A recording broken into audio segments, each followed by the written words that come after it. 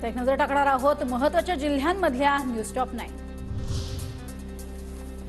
धाराशिवमध्ये 2 गटात दगडफेक, कारण अस्पष्ट। घटनेनंतर धाराशिवमध्ये परिस्थिती नियंत्रणात। जवळपास 125 पेक्षा जास्त जणांवर गुन्हा दाखल, 3 जणांना अटक। शांतता राखण्याचं पोलीस अधीक्षकांचं आवाहन। 2 दिवस कोकण आणखी तापणार। बहुतांश शहरांचं तापमान 35 अंशांवर। 4 ते 5 दिवसात 2 ते 3 अंशांनी तापमान आणखी वाढण्याची शक्यता। राज्यात तापमानाचा पारा वाढला। अकोल्यामध्ये सर्वाधिक तापमानाची नोंद। तापमान पोहोचलं अकोल्यात 41 अंशांवर।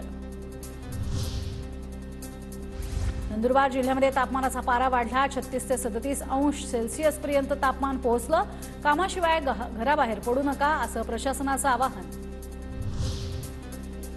राज्यामध्ये पाण्याची भीषण स्थिती। धरण साठ्यामध्ये केवळ 40% पाणी साठा। तब्बल 940 टँकरनं पाणी पुरवठा।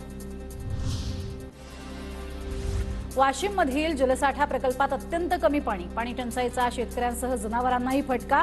पाण्याचं नियोजन करण्याची मागणी।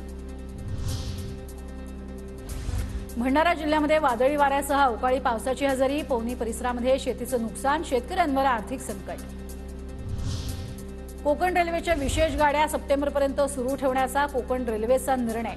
नागपूर मडगाव जंक्शन विशेष गाड्यांच्या सेवेचा 9 जूनपर्यंत विस्तार करण्याचा विचार। ऊस गाळपात सोलापूर राज्यामध्ये प्रथम, कोल्हापूर द्वितीय, तर राज्यात आतापर्यंत 10 कोटी 23 लाख मेट्रिक टन गाळप पूर्ण। 10 कोटी 40 लाख क्विंटल साखर तयार।